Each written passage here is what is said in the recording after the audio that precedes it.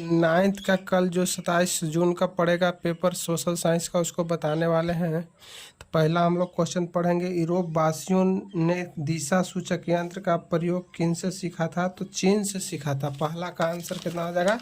क्या हो जाएगा? चीन हो जाएगा।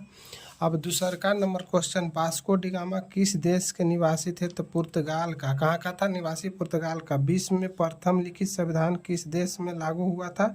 तो अमेरिका में हुआ था। कहाँ हुआ था?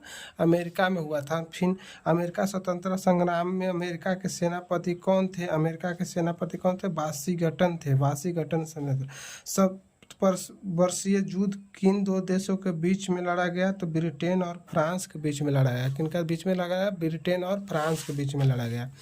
अब हम लोग क्वेश्चन नंबर आपका छठा नंबर, कॉमन सेंस की रचना किसने किया था? तो कॉमन सेंस की रचना आपका option B number Thomas Sen ने किया था। पृथ्वी की पहली परिक्रमा करने वाला पहला यात्री कौन था? तो मैगलन था। कौन था?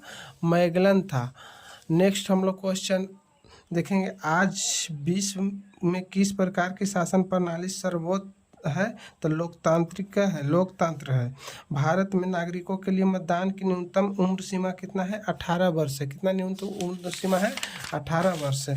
अब नेक्स्ट हम लोग नेक्स्ट पढ़ेंगे, लोकतंत्र में शासन कौन करते हैं? लोकतंत्र में शासन जनता करता है। लोकतंत्र में शासन कौन करता है? जनता। वर्तमान समय में प्रत्यक्ष लोकतंत्र किस देश में है? तो स्विट्जरलैंड में है। किस देश में है? स्विट्जरलैंड में है। सैनिक शासन में शासन की बागडोर किसके हाथ में होती है? तो सेना या फौज के हाथ में होती है।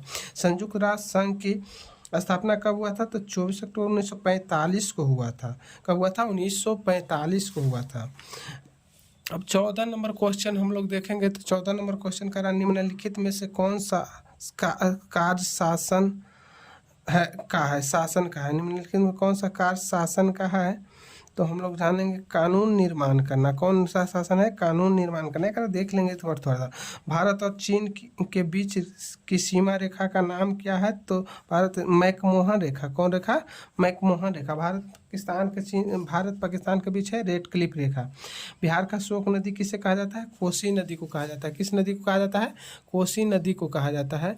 नेक्स्ट हम लोग क्वेश्चन देखेंगे, निम्नलिखित में से कौन सार्क का सदस्य देश नहीं है? तो जापान सार्क का सदस्य देश नहीं है। कौन सा देश नहीं है? तो जापान सार्क का सदस्य देश नहीं है। हिमालय की कौन सी श्रेणी बिहार के उत्तरी पश्चिमी छोर पर है? शिवालिक है। कौन सा है? शिवालिक है। चलिए नेक्स्ट हम लोग देखेंगे 19 नंबर क्वेश्चन हम लोग देखेंगे। तो 19 नंबर क्वेश्चन कह रहा, भारत का सबसे प्राचीन भूखंड कौन सा है? भारत का सबसे प्राचीन भूखंड कौन सा है? तो प्रायद्वीपीय पठार है। कौन सा है? ए नंबर प्रायद्वीपीय पठार है। 19 का ए नंबर क्वेश्चन, प्रायद्वीपीय पठार। भारत के अक्षांशीय और देशांतरीय विस्तार के लगभग कितने डिग्री का अंतर है?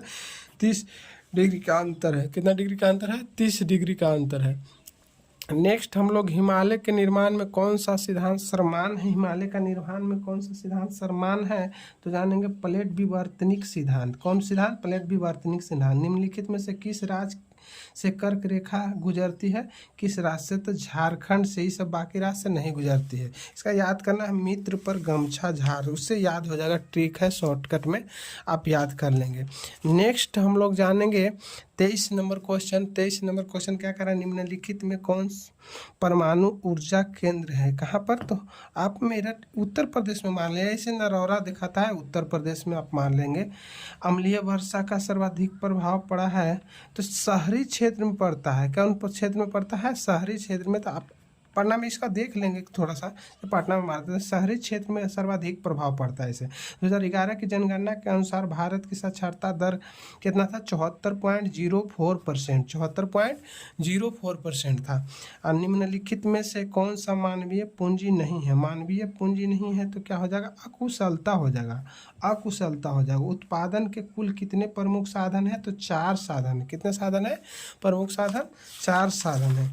चलिए हम लोग नेक्स्ट जानेंगे 28 नंबर क्वेश्चन हम लोग देख लेंगे बढ़िया से। 28 नंबर क्वेश्चन कह रहा है निम्नलिखित में से कौन उत्पादक का साधन नहीं है। उत्पादक का साधन नहीं है, निम्नलिखित में कौन उत्पादक का साधन नहीं है, तो आपका उपभोग नहीं है। क्या नहीं है? उपभोग नहीं। निम्नलिखित में कौन उत्पादक है, तो उत्पादक बढ़ी हो जाएगा। क्या हो जाएगा? बढ़ी। जो व्यक्ति व्यवसाय में जोखिम का वहन करता है उसे क्या कहते हैं? उद्यमी कहते हैं। क्या कहते हैं? उद्यमी कहते हैं। जो व्यक्ति व्यवसाय में जोखिम का वहन करता है उसे उद्यमी कहते हैं। अमेरिका के प्रथम राष्ट्रपति जॉर्ज वाशिंगटन था। अमेरिका के प्रथम राष्ट्रपति जॉर्ज वाशिंगटन। कोलंबस कहाँ के निवासी थे? तो जिनेवा का थे। जिनेवा का थे। भारत में विश्व युद्ध का आरंभ कब हुआ था? तो 1914 ईस्वी को हुआ था। भारत का प्रथम विश्व युद्ध का कब आरंभ हुआ था? तो 1914 ईस्वी का आरंभ हुआ था। संयुक्त राज्य अमेरिका का संविधान कब लागू हुआ था? तो 1789 ईस्वी में। 1789 ईस्वी में। कब लागू हुआ था? 1789 ईस्वी में। हिटलर का जन्म कहाँ हुआ था? ऑस्ट्रिया में हुआ था। अमेरिका स्वतंत्रता संग्राम का तत्कालीन कारण क्या था? तो बोस्टन की टी पार्टी। बोस्टन की टी पार्टी तत्कालीन प्रभाव का कारण था। नेक्स्ट हम लोग जानेंगे अध्याय हम लोग आपका 40 को जरूरत 40 को बताएंगे। नेक्स्ट पूरा अगर देखना चाहते हैं तो अगला चैनल को सब्सक्राइब कर देंगे, अगला आपको वीडियो बना देंगे। कमेंट करेंगे तो आप सबका सब्जेक्टिव भी वीडियो बना देंगे। आप देख के एक बार कमेंट जरूर करिएगा। चैनल को जरूर नया होंगे तो सब्सक्राइब कर लेंगे, नया होंगे तो पहली बार देख रहे होंगे तो जरूर सब्सक्राइब कर लेंगे। फिलाडेल्फिया का प्रथम सम्मेलन कब हुआ था? 5 सितंबर 1774 को। 5 सितंबर 1774 को। रूसो किस सिद्धांत का समर्थक था? रूसो किस सिद्धांत का समर्थक था? जनता की इच्छा। जनता की इच्छा। भौगोलिक खोजों के परिणाम स्वरूप किस वर्ग को सबसे अधिक फायदा हुआ था? तब व्यापारी वर्ग के। किस वर्ग के? व्यापारी वर्ग के। अब 40 नंबर भारत का संविधान कब लागू हुआ था? 26 जनवरी 1950 को। अभी फिलहाल 40 को बताते हैं। अगर ज़्यादा आपका सभी के सभी ऑब्जेक्टिव चाहिए या सब्जेक्टिव चाहिए तो कमेंट करके ज़रूर एक बार बताइएगा। चैनल को सब्सक्राइब कर लीजिएगा। धन्यवाद।